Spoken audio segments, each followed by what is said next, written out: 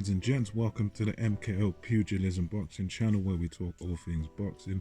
Remember to like, subscribe to this channel, of course hit the bell notification to be informed, notified the minute we drop a new blog, the minute we drop some new content on this channel. So right now, of course, also remember to leave your thoughts below after this video. Let us know what you think about the content, what you think about the subjects, things that we discuss in these videos.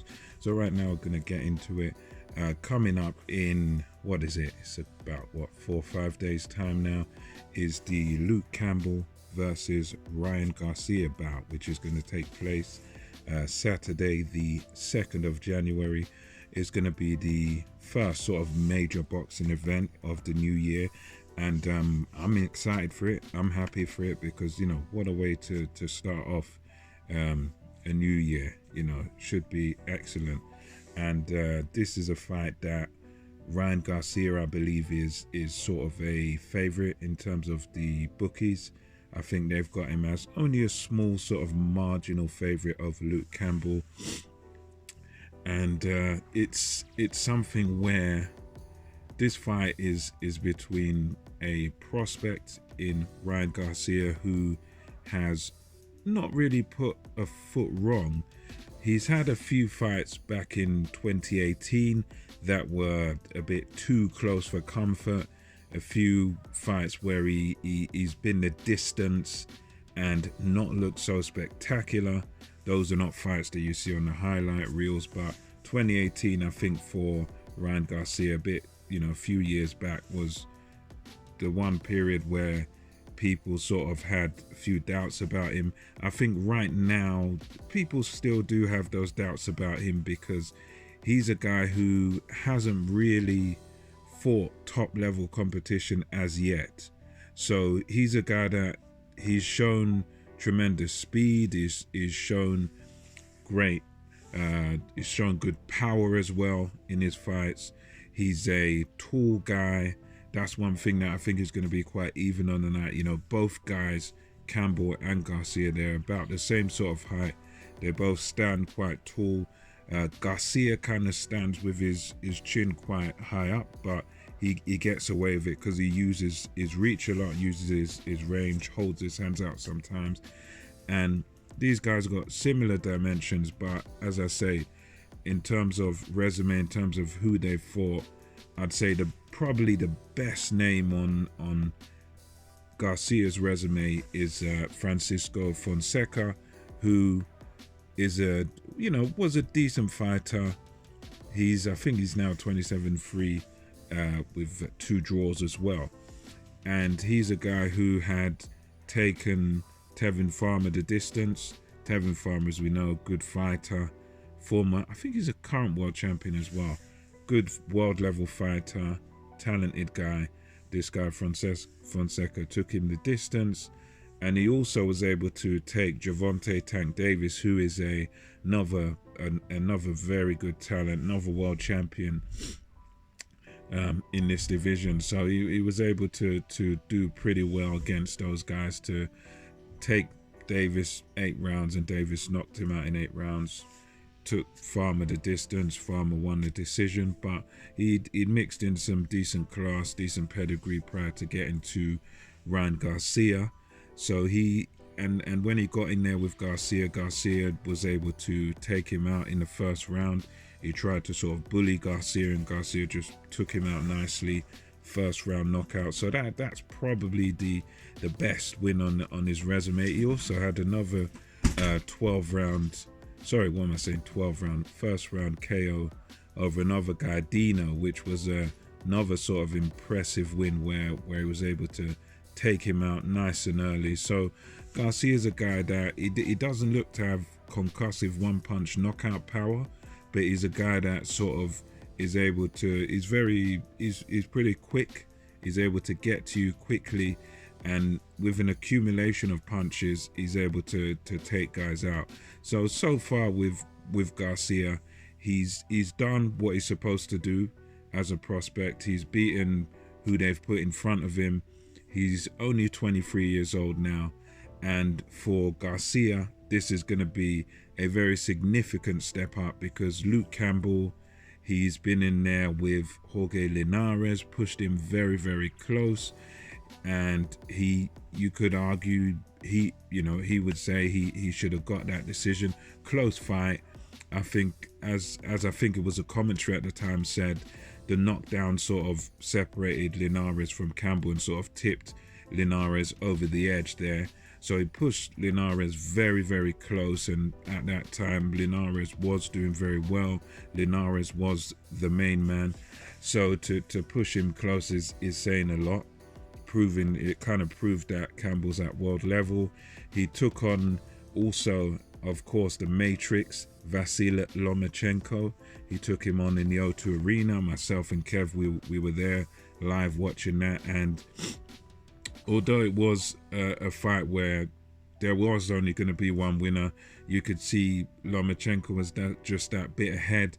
He just had that, I don't know what you call it, kind of matrix brain. He was just that one step ahead of Luke Campbell, but Luke Campbell made him know he was in a fight, and Luke Campbell pushed him not that close. I think it was pretty clear win for a significant amount of rounds going to Lomachenko. There was no doubt, I think, about who was going to win it, but Luke Campbell gave Lomachenko something to think about, and he presented Lomachenko with a fair few problems in there, because Luke Campbell also has that Olympic pedigree. He was a gold medalist, beating, I think it was John Joe Nevin in the Olympics. So Luke Campbell definitely has the better amateur pedigree and has mixed in the better company as a pro when you want to compare these two guys, Garcia and Luke Campbell.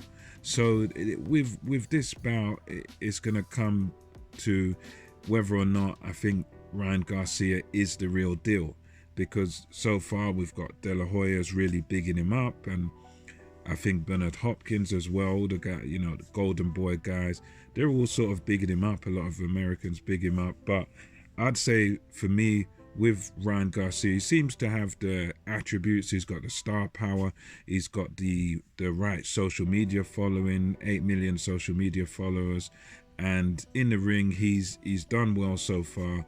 He's proven that he is a prospect. But in terms of world level, in terms of world-class boxing, for me, he's kind of still got it all to prove, because he's fought some half-decent guys. Some of them have been, just low level, sort of just tomato cans, as they call them in the States. So this is going to be the first foray into world class for Ryan Garcia, and the question is, can he step up to the plate?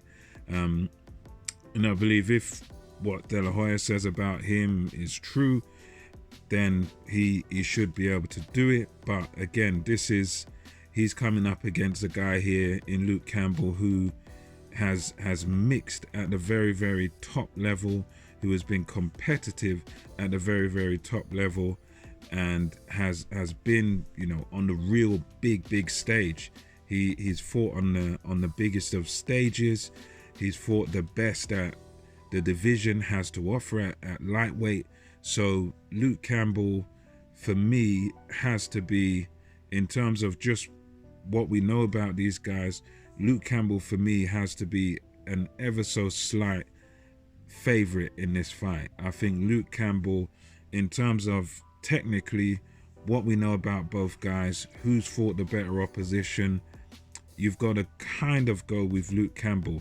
I think if you're going with Garcia, you can go with Garcia in terms of what he can potentially do, but in terms of what we've seen, what we've witnessed, I think Luke Campbell has sort of proven himself, whereas Ryan Garcia is yet to prove himself. For Ryan Garcia, this is the test.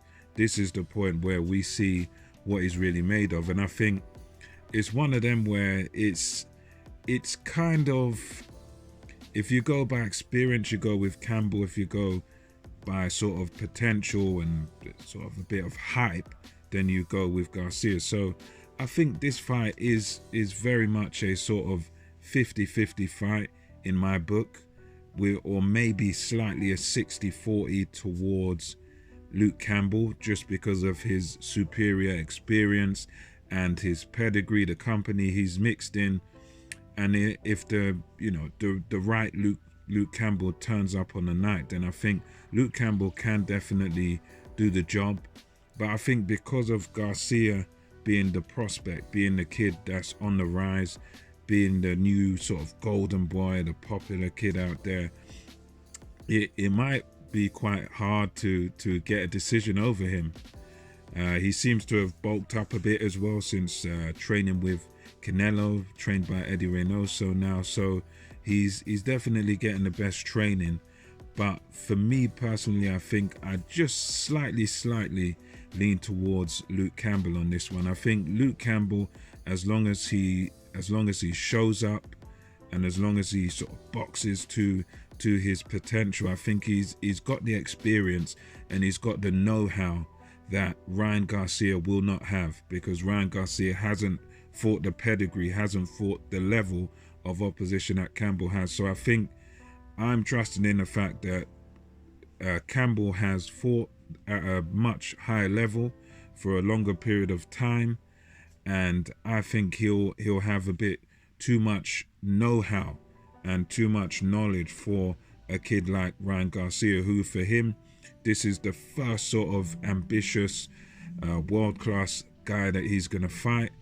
And I think I'm just slightly edging Campbell to do the job here. Don't get me wrong, I wouldn't be surprised if Garcia won or Garcia got a decision, but I'm just ever so slightly leaning towards Luke Campbell on this one. I think for Luke Campbell, he really needs this. He really needs this victory. I think it would be a bit of a disaster for Campbell if he was to lose this fight. I think I think Luke Campbell kind of needs to win more than Ryan Garcia. I think Ryan Garcia is younger. I think he's about, 10 years younger or 9 years younger or something.